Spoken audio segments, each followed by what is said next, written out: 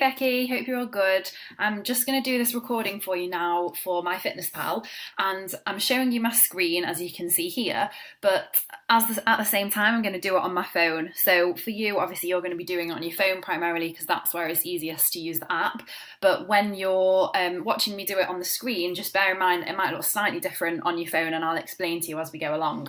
So you have set up your MyFitnessPal account with a username and a password and everything, and that's all set up.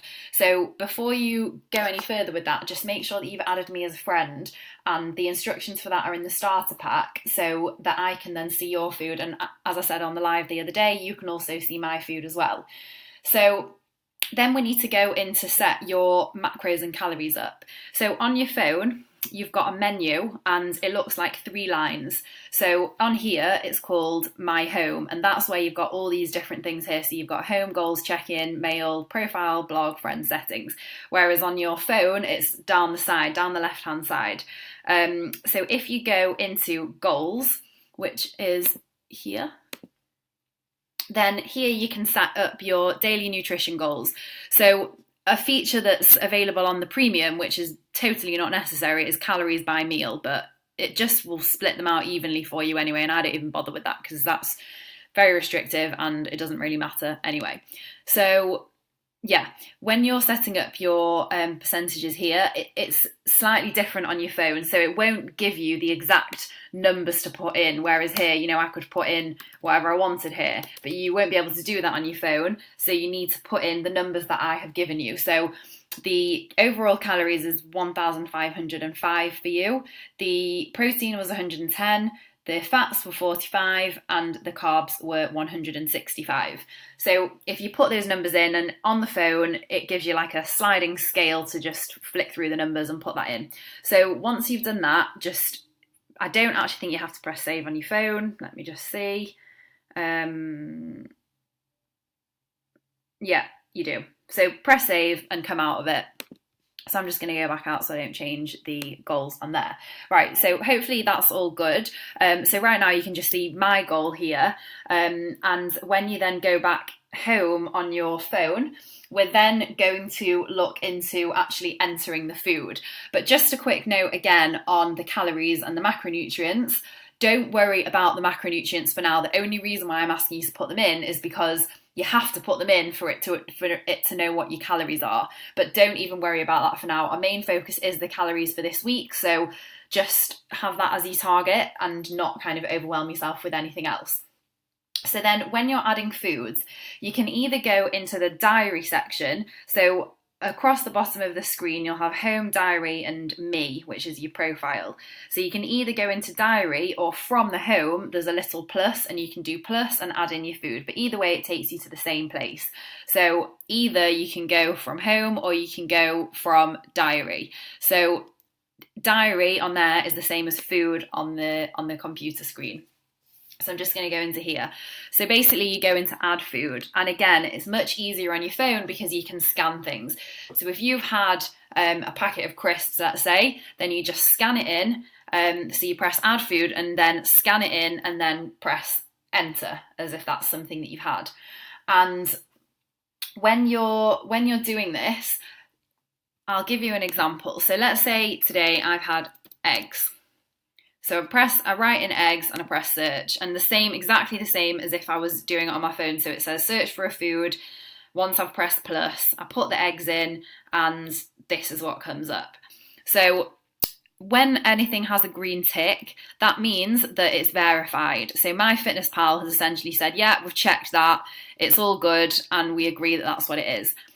So when you get something without a tick, obviously we don't know with this Eggs Benedict, for example, what shop it was from, how many eggs they used, how many pieces of toast they used, what kind of bread they used, etc. So when you don't use things, if possible, that don't have a tick, because I'll show you why in a minute, but it's much more accurate. It's like on Twitter when things have a blue tick, just look for the green tick, and that's the kind of things that you want to go for. So when you then put your item in, so you click on it, and it's exactly the same with your phone. So you'll click on the eggs, and then on your phone it will give you information, and it'll say number of servings and serving size. So just the same as it is here. However, just to tell you that it's not as obvious on your phone that you can change these numbers, but you can. So the numbers are in blue. So if you click on the number, it will then let you change the number. So it's important to remember that, because one of my clients didn't realise this and they just kept adding one egg, but actually you can just write 2 eggs, not 20, and then you can add it into the food diary. So then it also here gives you the different measurements of eggs. So again, if you want to write 1 large egg, because you know it was a large egg, that's fine. If you've actually measured the eggs and you've gone to the next degree of accuracy and you know that it was, let's say it was 2 eggs. 2 eggs is about 120 grams. So I've gone to the 100 grams and I'm going to put 1.2. So either way, you've got the right measure in now. Switch meal, add to food diary. And in the same way on your phone, you just put save and then that's in there. So that is how you kind of add each food. In terms of things, like I said, that have a packet, you can scan the packet. But if it was, let's say, pasta, obviously you're not having the whole thing of pasta. So let's just say that you had pasta and you scanned it in. Obviously, I'm not scanning it in here because there's no function to do that on your phone, on your computer. But let's say you scanned it in. So you've got pasta here. It was from Tesco. And then just make sure that you have weighed it and you know that you actually had, let's say, 90 grams and you're going to change that.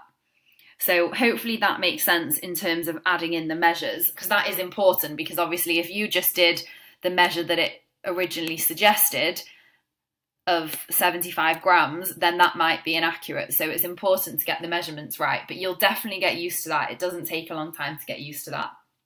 So that's how you do that element of it. So let's say I was doing that, then I would add it to the food diary.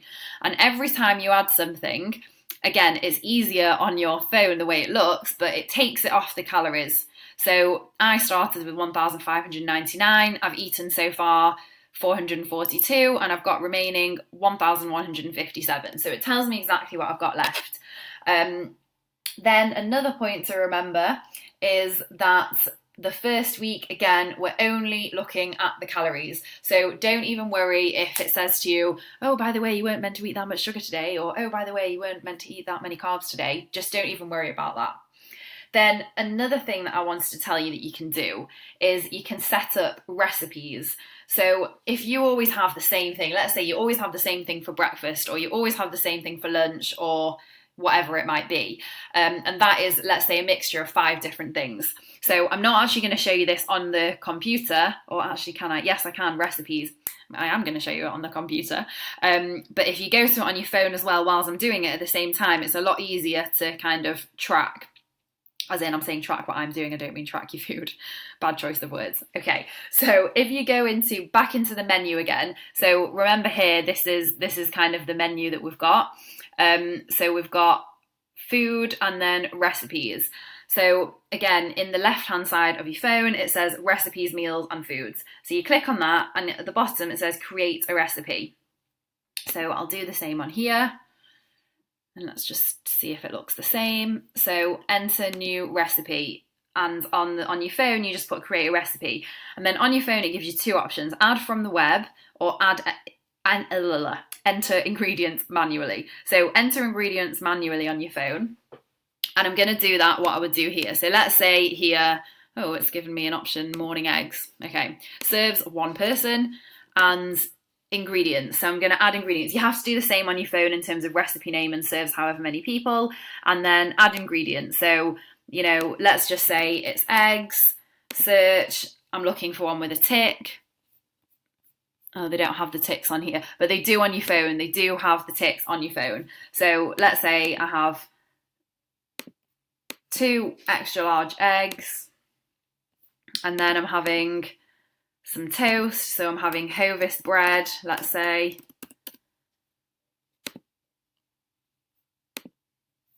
One slice, and then I'm having some Lurpak butter, and I measure it out, let's say, and I know that it's 10 grams, so I add that in. And then I have some, I don't know, cottage cheese.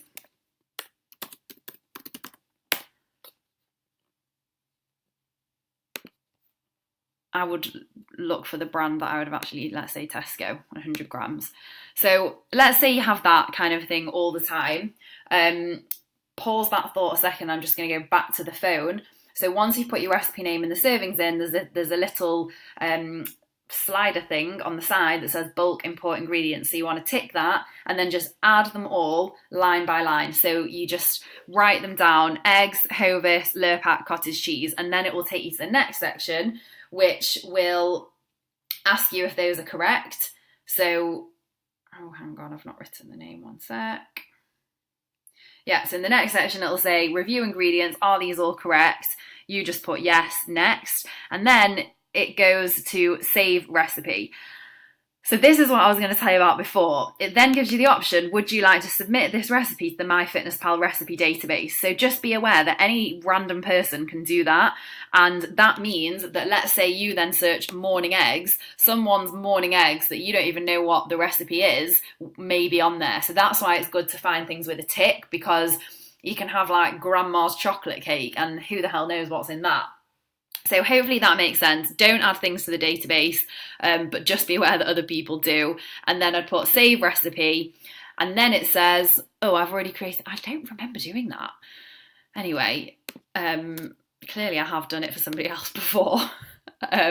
Okay, then the recipe has been saved. So then when you want to have that meal every day, let's say, you just search morning eggs and you put it in. So it's telling you it's got 435 calories per serving, and it's just a lot of a quicker way of adding in your foods. So hopefully that makes sense in terms of a bit of a quick fix. But for now, just make sure that everything that you're having gets entered. So that's the first point. Make sure that all your food that you actually eat does get entered into MyFitnessPal. That would be point number one. Point number two is mainly focus on your calories. Don't worry about the other macros. Point number three is to use the convenience side of things and input recipes if you are able to. And then number four would be just make sure that when you're having things that the quantities are correct. So with that, just a caveat, if you're not sure or if you're out, then just make your best estimate and then make a note or send me a picture and ask me if I think that that's correct. It's absolutely fine to send me pictures. People do it all the time. They send me pictures of menus, they send me pictures of their actual food and ask me what do I think is in that. So honestly, don't feel that you can't do that. You absolutely can at any time. And just let me know if you've got any questions at all on this video or on anything, and hopefully this has helped. So I will speak to you soon, Becky, and have a nice day. Bye.